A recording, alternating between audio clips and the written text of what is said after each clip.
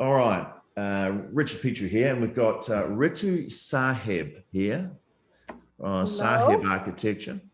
And Ritu, I know Ritu a little bit because she's been on one of our programs, and the thing I wanted to talk to her is we did interview her for, or Sienna did in the Woman in Architecture series.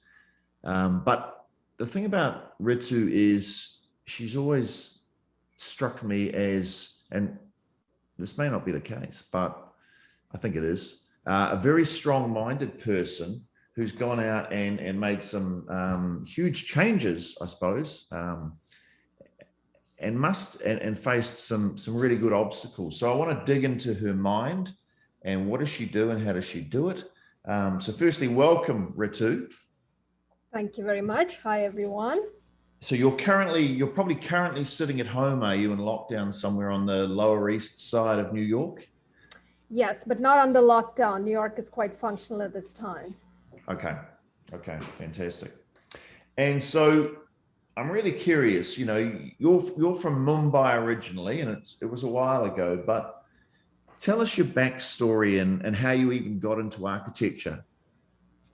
Yes, so I definitely have a very interesting podcast ahead for you. I have an unusual story, not so unusual in the fact that at 16, I decided to become an architect. Yes. Of course, I didn't think about, do women do it? Don't they do it?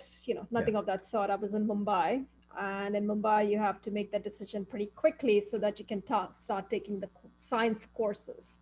Right. So I did. I emerged with a degree in architecture as well as an Indian architect license at the age of 24. And immediately I set up my practice in Mumbai as a woman architect, and I had clients and all. You set up a practice immediately, did you say? That's correct. At 24? That's correct. So, wow. See, I knew there was something about you. That's kind of outrageous for most people. I guess it is, but I had already been working under architects, or I had already been working as an independent consultant since the age of 20. So it was not such a big step for me. I already had 4 years experience on the field while I was putting myself through college. Right. So it was just an extension of what I had been doing as a student. Now I'd be doing it as a licensed architect. So that part was not unusual. But in the 80s, in the 70s, 80s, 90s, India experienced a brain drain when most of the skilled workers, engineers, and so on left for the US. This is before India opened up its economy and things improved as they have since.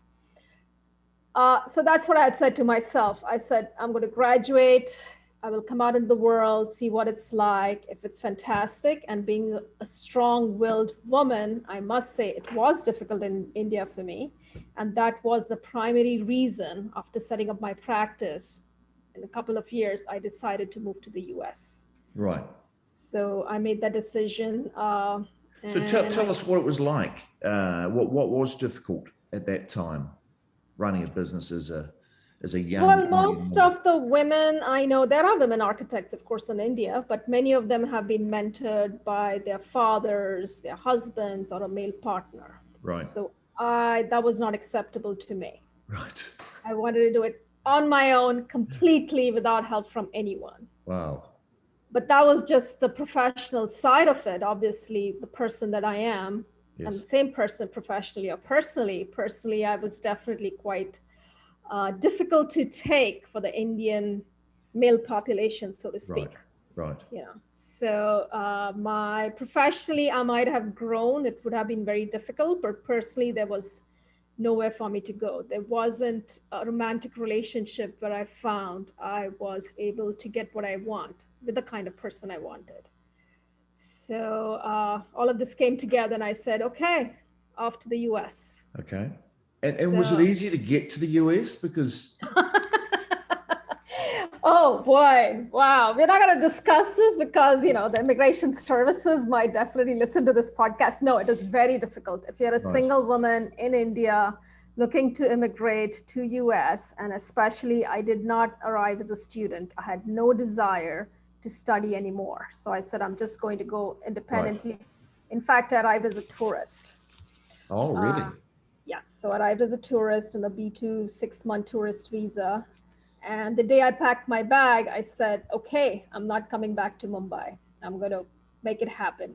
I had no idea what the immigration meant, what it means to have a green card, what it would take for me to make it happen in the US. And that's the decision I made. And I just stuck by it and I made it happen. Wow. So it was very difficult all the way from getting a visa to getting a job and making that transition in the US. Okay, so let's go back a step, because that's a pretty ballsy thing to do, is just leave India on your own as a single woman with no green card, go to the US and just decide you're going to work out a way to stay. Yes, so I did have a bit of help in the US. Both my siblings were in the US. Right. So I would not be destitute. I would not be homeless. Right. Okay. So I had a home base where I could start the search from. So I started my search through responding to the ads when I was actually located in Baltimore. And I responded to about 300, 400 ads, people that were looking for young architects. Right. And I did But manage you to wouldn't be able to legally work at this point. After I have a job offer, the idea was that the employer would get me the work papers, the H-1B visa. So that was the idea. Okay. But to break into the mine, because I was unusual in the sense that I had 0 US education or experience. Yes. So, people spoke to me. I managed to snag 10 interviews out of 300 resumes I sent out. Everybody loved me, but they said, sorry, we don't have the time to train you because you have 0 experience here. We just don't have the time to train you. But the economy was flying high, and 2 good souls, 2 architects, they made an offer to me. They said, okay, we'll do your H-1B visa, which is the work visa for you. So you can convert from being a tourist to actually a temporary worker in the US. And when one of them found out it would take about 2 months to make that happen, he retracted his offer. So in the game remained 1 person, which is where I ended up, which was at the outskirts of New York. Okay. So going back a step from there, you're like a warrior princess. Where does this ambition and courage, because it must have taken a lot of courage to turn up with nothing and say, I'm going to find a job in New York. Where does this courage come from, or this commitment? And I think that's the thing I've picked up from you. Like I said, I don't know you that much. We haven't spoken much other than coaching calls, but the thing that always strikes me is it almost seems like you're fearless. I'm sure there is fear there. I'm sure there is fear somewhere. It's just that I never see it. And so when other people hesitate and hold back, you're there running into the fire. So where does this warrior princess come from? I don't know where it comes from. It's just part of me. But for me, what would have been scary was to actually remain back in India. Right. And not be able to fulfill my dreams. That I could see very clearly, and that was not acceptable at all. Right. But okay, that's on good. the other hand, I was absolutely certain I could make it happen in the unknown. So that wasn't that much big of a step. Staying in India with the known, which sucked for me at that time, was terrible. Okay, so you don't fear the unknown? I do not. No, as long as there's an opportunity, your attitude is, I'll find a way. Yes. Well, where does that come from? I've been known to take risks. You what? I've been known to take risks, but I think most of them have been calculated risks. Sure. US was not that unknown for me. It was in the sense that I didn't know anyone who could get me a job, and I didn't have education here. But still, I thought people would be logical. I was a fantastic person with great skills, and I learned quickly, so I would get a job. So that's what I was relying on. Okay. But were your brother and sister, was it brother and sister that were in the US? Are they like this? They must have just left Mumbai as well and turned up in the US, or is it your family? No, neither of them did. They took the more traditional path. Right. My sister came through an arranged marriage, which is what you have in India, arranged marriage. Yes. My brother, he came as a student to study his MBA. So both are the traditional paths. Okay. Okay. All right. So let's get to, we're in New York. Yeah, you've got a job on the outskirts of New York City. Correct. What were some of the adventures you had to face from this point? Because I'm sure it didn't stop there. Well, I remember those 3 years from 97 or the early part, 1 or 2 years, I was extremely lonely. Right. Because I did not know a single soul. I was in the suburb of Westchester, which is just 20 miles north of New York City, 40 miles.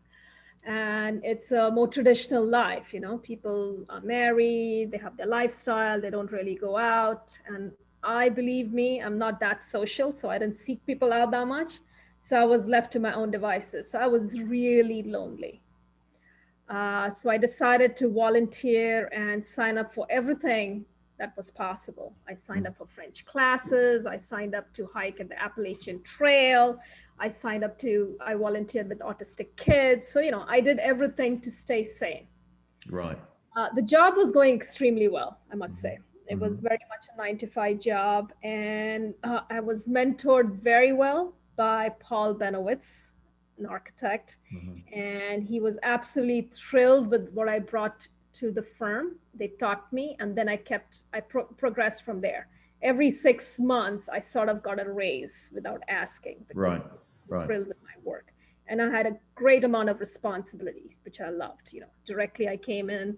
It wasn't just about drawing, production, drafting, and design, minor design. It was about project management. I was already managing renovations of single-family homes in Westchester, which is one of the wealthiest areas in the country. So that went well. On the personal side, like I said, I was pretty lonely. So I sought some help from my friends back in Mumbai, and they introduced me to the people they knew in New York at that time. Right. And that my life changed after that. So I was no longer lonely after that. So, I got to know these Indians, and then from Westchester, I actually moved into Manhattan, which is where I have been living since for the past 22 years, 23 years. So it's interesting. It's interesting that the breakthrough came when you were able to build a new network, right? It was the network that kind of got you going again, Yes. probably emotionally as well as probably business-wise and contacts and things like that. And Correct. It's interesting because as you well know, probably one of the big focuses I have in the training is getting people to build, and this will be interesting for, from your perspective, because getting people to build their networks, and obviously we call it the dirty 30, or I call it the dirty 30, which is forming 30 people who could or should refer you projects if they wanted to. You may know them or not know them, but you form a list of 30 and you've got to find a way to get to know them. And it was interesting that, it wasn't till you were set up with a new network that things started to flow again, and breakthroughs started to happen. Yes, that's true. It wasn't so much a professional network, though it did end up becoming professional, because as soon as I moved to Manhattan, I said I'm not commuting anymore.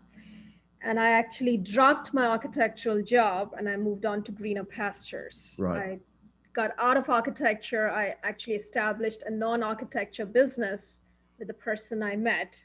And I was out of the architectural field for about 8 years. Oh, really? Yes. So Doing that what? is unusual as well. Whoa. So I met who was first my boyfriend, then my fiance, then my husband, and currently my ex-husband. He's got a lot of different roles. So that's right. We followed the path.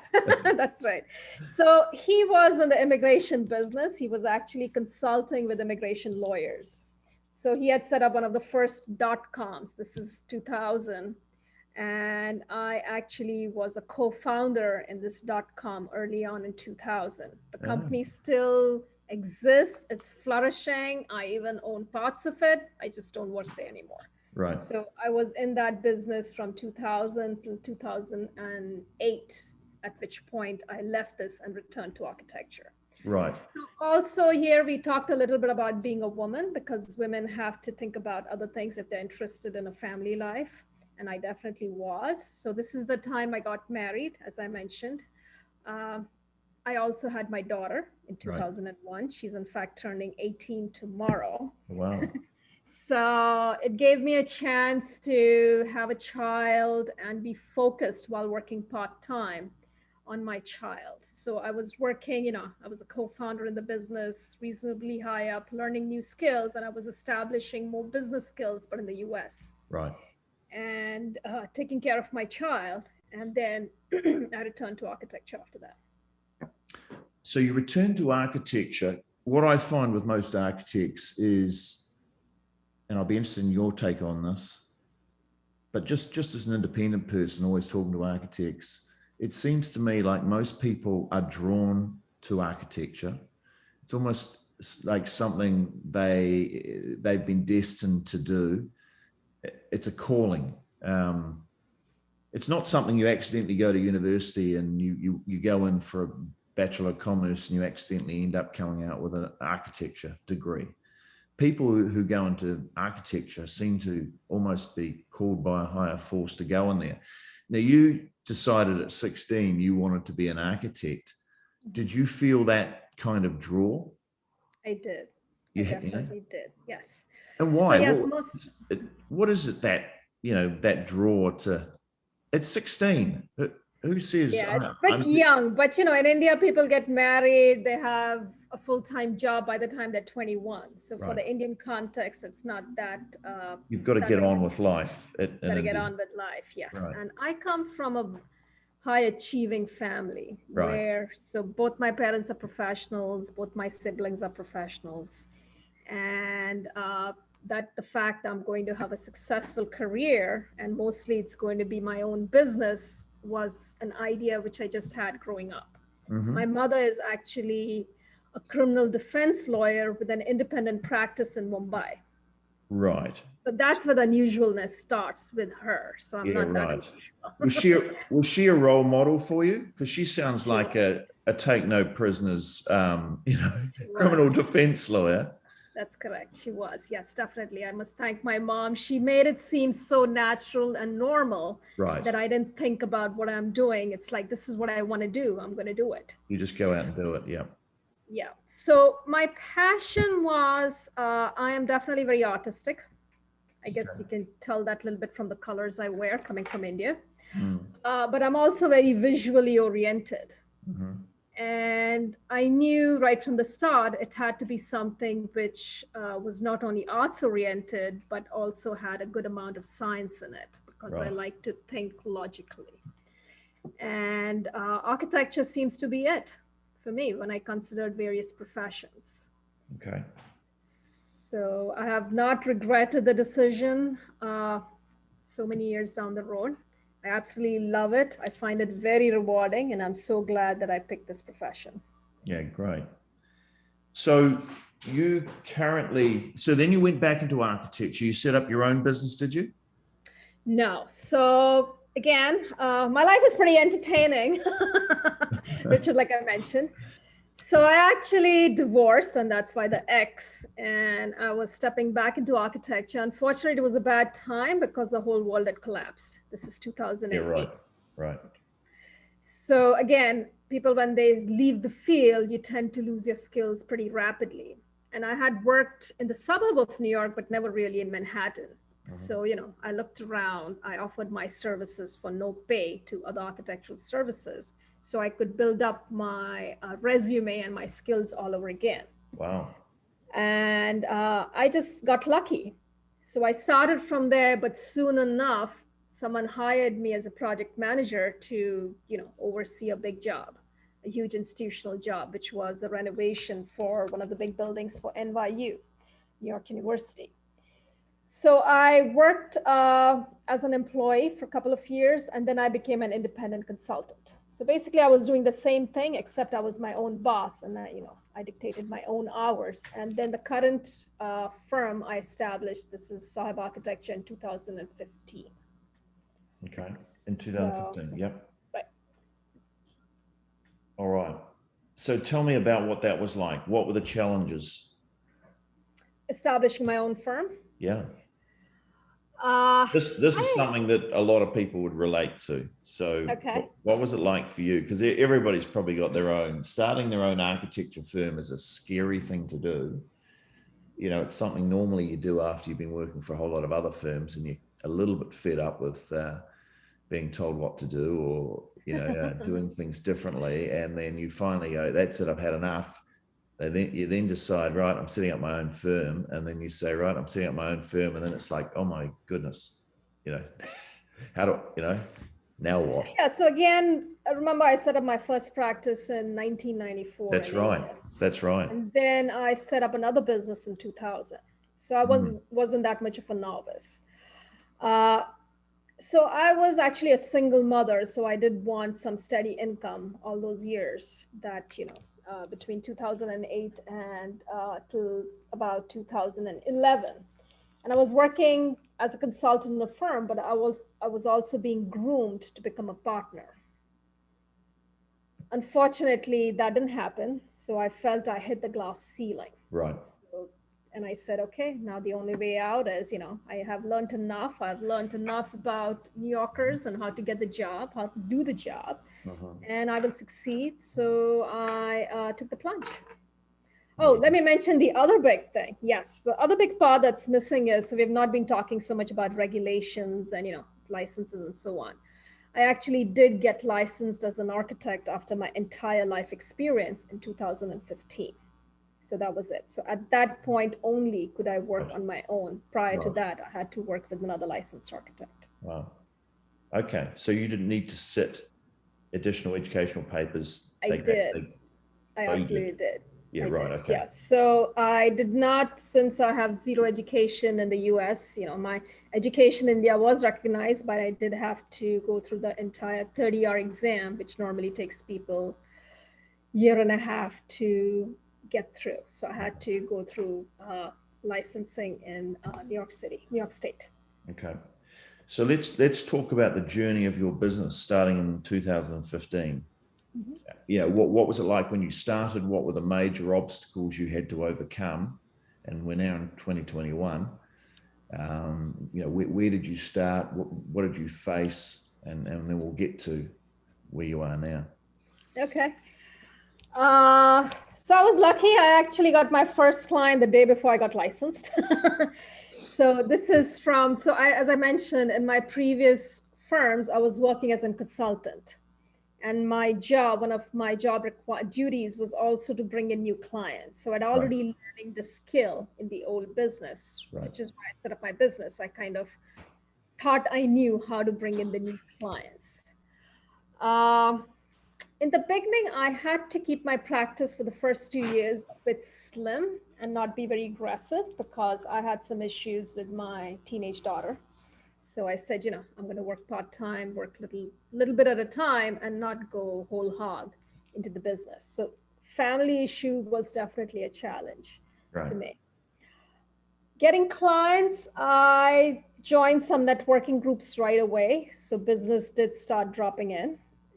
But the business was more something that a person who had newly entered the field would get. It was more about documentation and, you know, where architects are required, not necessarily for design and construction, but for all the other supplementary things. So I was getting that. Through my network, I think the first design job I got was actually a childcare center. So I was in the business already a year and a half or so. So that was the first design job that I got. So, and I actually joined your program right after I hit my second year mark. And there's been, you know, no looking back ever since. What was that, 2017? I think I joined, so 15, you could say I started my business almost Jan 2016 because, you know, it was the end of 2015. So 16, 17, I think I joined a program 2018. Okay. Yeah. And what were you hoping to, you know, what were you hoping to achieve there? So just before I got to you, I'd actually hired a branding company. And this branding company was not going to be just for doing logos. Actually, I didn't hire the person to do that, but to tease out a brand identity Right. for my company. Right. So I got on the track asking all those questions. Who am I? Who am I looking for? What do I want to do? How will I get the message across? So, I started all those basic questions, which you consolidated for me. I was actually listening to Enoch Sears' Business of Architecture at that point for a few years, and he talked about your program. And when I attended one of your sessions, and it just all came together. It was, number one was, what kind of work do you want to focus on, and why do you want to focus on that kind of work? Because till that time, I had not really asked that question. Right. And I think you do talk about it frequently, which is everybody thinks it's a big deal being a generalist, when in fact, in the client's mind, it doesn't mean anything. As architects, we're very proud. Hey, look how versatile we are. We can do all kinds of jobs, but that doesn't mean anything. Does not get you the job. So that was a big of a challenge, trying to decide what my area of specialization is going to be, because I was afraid I'd have to let go of the other work that would be exciting. Right. And then I understood your point after 1 year. Actually, I did it, but it took me 1 year to understand that you can still do all kinds of work, but you're just focusing your marketing message on this particular area of specialization. You're clarifying, you're making it easier for people to understand who you are, and the work will still come in, which is how it has turned out to be. So what did you choose?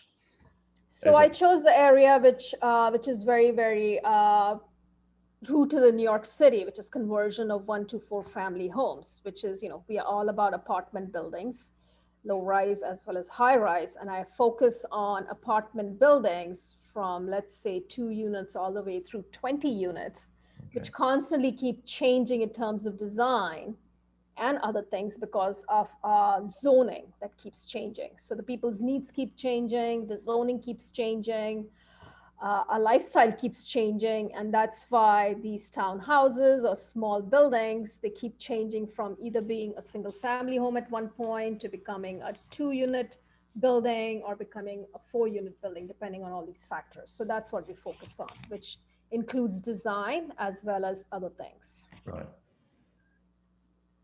Because I remember I was listening to your interview with Adrian Ramsey, and you were talking about converting the cellars, is it the cellars or the basements? The basements. The basements, and then there's another area below that that has the furnaces or the heaters or things like that. And I would have thought that's very profitable, converting bases into spaces for the owner would be a very, either it gives them a lot more space or actually it adds a lot more value to their building.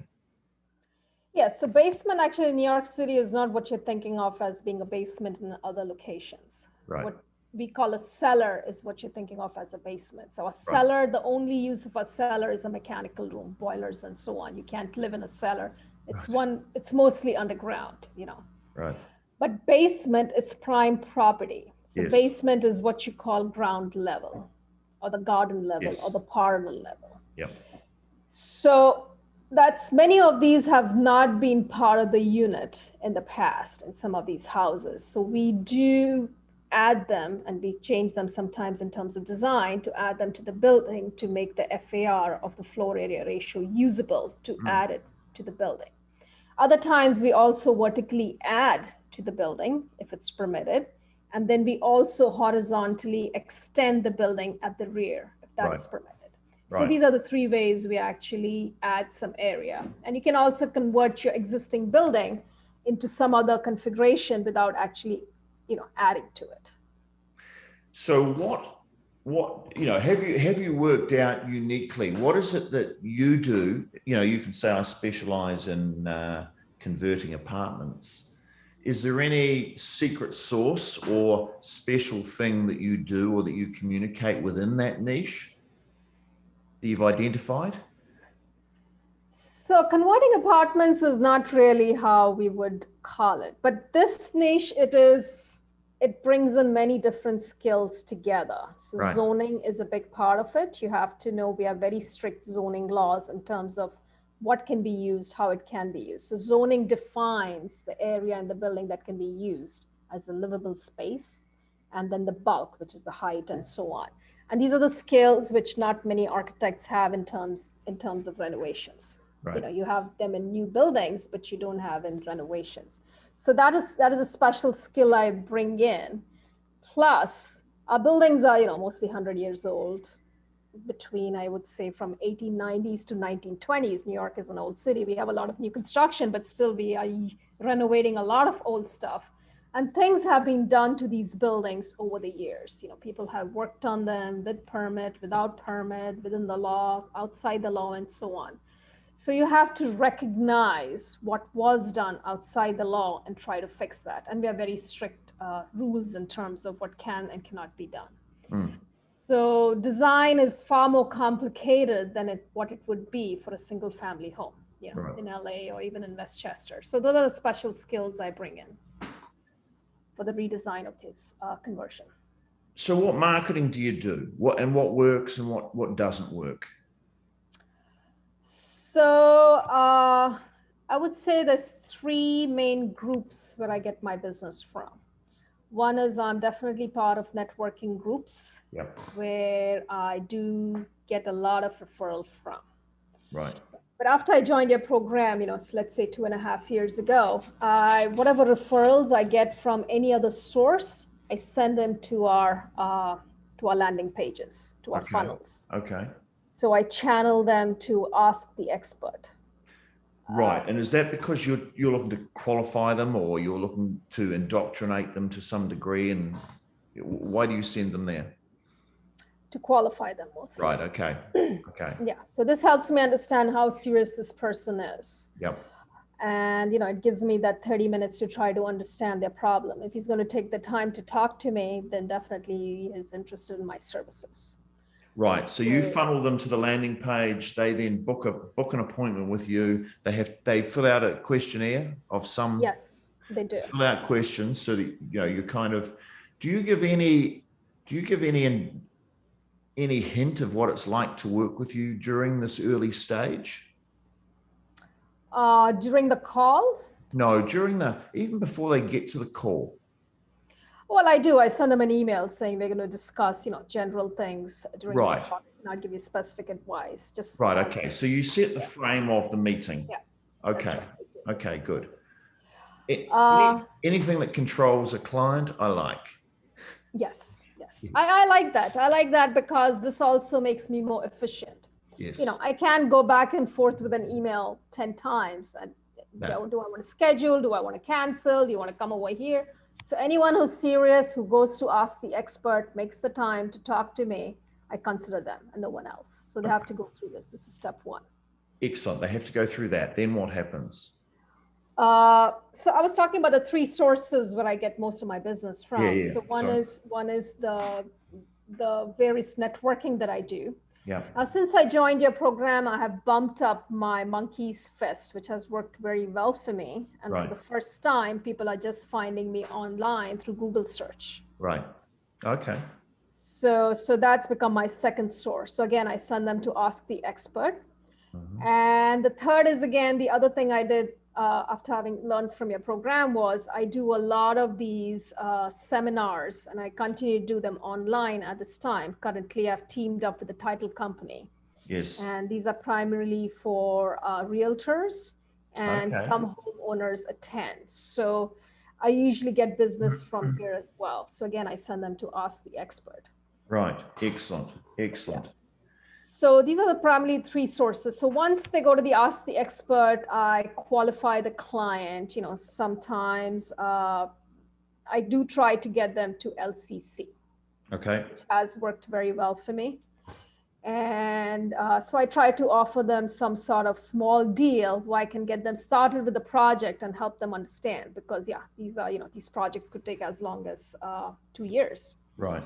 And these are not necessarily complete major redesign, but still it's significant investment for these people.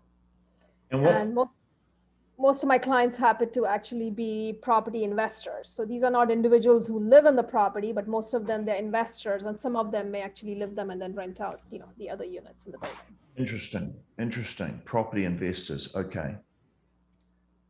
It's a topic I like, because it's what I do as well. So what is your monkey's fist? My monkey's fist is my beautiful 2-minute Vimeo videos. And I actually copied from you, and I copied from Mona, your first client, where she talked about the mistakes.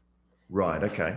So I have made, you talked about it early on, make very short videos. So I have 8 2-minute videos talking about 8 mistakes that people make during the process of renovation. And I've put in beautiful, stills and so on and so forth to prove my point. So people get through it through my newsletter I send out, my email newsletter. It's on my website. It's, many different places. Somehow the other people manage to get to the Vimeo videos. And then I also have another one is on conversion. So I have 3 2-minute videos for how to convert 1 to 4 family home, which is my specialization. And this has helped me sell my service a lot, because I'm able to display my knowledge in a very clear fashion, and people can understand the value I bring to them through these videos. Who do you attract with that education? Is it homeowners or is it property investors? It's mostly property investors. Is it? Because I think these guys are quicker in making decisions, and they understand they have to spend money to make money. Right. Okay. So, and that's mostly my clientele. That's mostly my, 90% of my clientele. What's the number one question that property investors ask you when they meet you? What's their biggest challenge their most common challenge, or what's their big hot problem that most of them are trying to get from you when they meet you in that first meeting? Well, they all want it done right away, yesterday. So they're always in a hurry, and they don't understand the process. So they know they have to hire an architect. They can't do it on their own, but they don't understand the time it takes to go through the whole process. Right. Okay. So I think the time is the biggest issue, trying to make them understand that it's far more time consuming than what they have in mind. Right. And knowing the process. Just thinking, I've accidentally put my marketing hat on here, and I'm wondering if the process and the timelines are their biggest kind of question, whether a little monkey's fist that specifically says it's for property developers, that shows you the process and the typical timeframes for converting, X type of property in Brooklyn. I think the timeline is so vast there that it won't really, they won't be able to grasp it. They won't be able to retain that. So we have dealt with the problem in small little chunks through my 8 videos. So I've broken down that problem into stages. For example, in my conversion, I have actually, again, developed a patented method, which you talked about, which is, I think, an 8-step process. So I've broken down in a process, each step. Brilliant. About so you've got your own proprietary process that you use. What do you call it? Right. Have you given it a name? Just conversion 1 to 4 family homes. It needs a cool name. Yeah. It needs a cool name like the Dirty 30 or something like that, because they need a handle for it that they can, cool. Yeah, nothing's a thing. Nothing's a thing until it's got a name. You're absolutely right. I like the names you're given things. Monkey's fist, Dirty 30. Absolutely. Yeah. Good. Okay. Yep. Absolutely. Yeah. Cool. So you've got your own proprietary process, and that's interesting. And what's the promise of that process? What does this process allow people to do that maybe they couldn't do if they didn't have the Saheb system? To avoid mistakes, because as we know, if we don't think it through, the mistakes you are going to make will be far more costly at the end of the process. Okay. So you hit the process, and I tell that you have to hit each step. You have to consider each step. The first one is, can it be done? People don't even ask, can my single family home be converted into full family? They just assume it can. You know, your project could be nixed in the first step itself, right?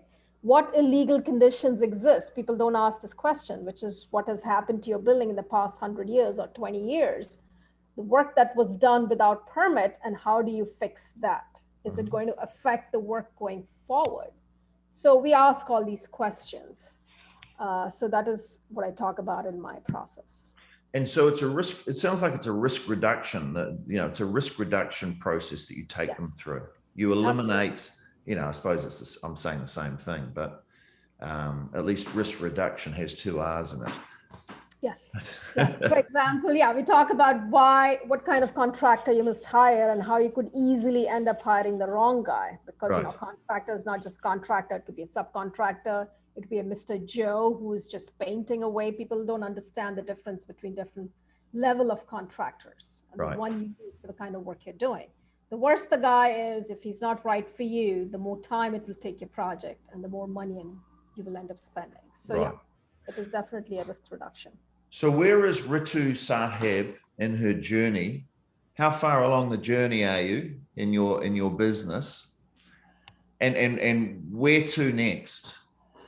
Fantastic question. I'm just getting started in my business. As I've told you, it took me many, many years to get to this point because I focused on my personal life a lot. So I started first business phase 1 in 1994, and this one was in 2015. So that's 20 years, right? And my daughter's about to turn 18 tomorrow, which was a big part that was holding me back. Right. I have no responsibilities. I think I'm all set on the personal side. It's just business, business, business. So I'm super aggressive. I'm applying myself. Right. I think last year we actually increased our revenue in the COVID year, again, thanks to Richard, by 20%. And we got in a lot of jobs, and I'm going to see the benefit this year. Plus, I'm going to get a lot more jobs coming this year. So I think this is it. I'm here. Okay, so you're on the not the downhill slope, but in terms of speed, you're now fully focused and you're ready to absolutely go. Absolutely. Are you going to change anything about the type of projects? Because the thing I notice about a lot of architects is they're always looking for the next level up. Are you looking for the next level up, or are you already there? And if so, what is the next level up of project? I am. So I have finally arrived at what I think is a good mix for me at this time. So I definitely want this converting 1 to 4 family homes because, all the work that I put in is just beginning to pay off. I want to have a few projects in that, even though that's a specialization. I want to do some humdrum stuff to keep us going every year. But this is taking me to new development. So already redeveloping properties is taking me to new development. And I see a lot of it happening in spite of COVID in New York City. So I think we're very well placed to grab that new work, which is going to happen in the next 3-4 years. Mm-hmm. So from major renovations to buildings, we're going to move on to new development. So I still want to remain in the small residential zone. It could be anywhere from 2 units to 20 units, small residential buildings, but they will be new ground up construction. I think that's where I'm naturally headed. Good. So you know what you want. So my final question. Right. Given all the uncertainty and the various times you've been through to get to where you are now, it's been quite a journey in a number of ways, personally, business-wise, culturally. Knowing what you know now, what are 2 big insights that you now know or that you've now realized that either you would tell a younger Ritu or you would tell someone else who's facing some major obstacles? So I definitely put a lot on myself. I was very intense, and I think I was very hard. And the way I arrived here is by going through a really hard journey, which was not necessary. Right. So I would tell a younger Ritu that, it's not as bad as you think. If you are motivated, you have the skills, you will get there without having to work so hard or thinking that the whole world is against you. Right. So that is definitely there. And as time has gone on, and having lived in 2 countries, had 2 husbands, had several businesses, things finally come through. Right. Like they say, there's no child that was born that didn't walk. It may happen a year later, 2 years later, but it will happen. So I think I had to even calm down. So this is me. I've arrived after being so aggressive all these years, but I had all these personal goals to fulfill. Right. So yeah, take it easy. It will happen. Just believe in the good grace. Your actions will get you there. Right. No need to be so hard on yourself. Have fun, which I did have along the way, I must say. I bet. Things are easier now too. When I was first in construction, I put on a hard hat. I climbed a scaffolding in 1990, and this was in India. So there weren't too many women in that position then, or even in the US. But in the last 5 years, I see more and more women, because I don't think there can be construction without design. It goes hand in hand. If you're going to design, you have to participate at some level in construction. And women were definitely afraid to do it. But now I see more women stepping out in the field, looking at what they have designed and seeing if things have come together as they envisioned it. So things have gotten easier. My name, people first, when they call me, they had no idea I'm a man or a woman. Right. That has changed. I think definitely this year, Vice President Kamala Harris has given me some visibility. Being an Indian woman, people are definitely very interested. There's a lot more respect. I think younger clients, they don't even bat an eyelid when they hire me. Right. Man, woman, whoever can get the job done. So the world has definitely become far friendlier, and you're able to fulfill your goals in a far easier fashion, I believe. Yeah, right. That's great. I've noticed that in the last 5 years as well. It was less common to see so many women, although we always had a lot of women come into our program. We had a disproportionate number, but it does seem that it used to be a bigger issue than it is now. I'm sure there are still challenges, but it does seem like it's far more natural, and everything's working a lot better. So long may that continue, because we need women in architecture and construction. We do. So, hey, thank you, Ritu. It's been a pleasure talking to you and picking up some of the insights that you've had living a really interesting and exciting journey that you've had. And I think we can all learn from other people, and I've certainly learned some great lessons for you. So you are this month's Market of the Month. Thank you, Richard. Quite an honor. I thank you. You're welcome.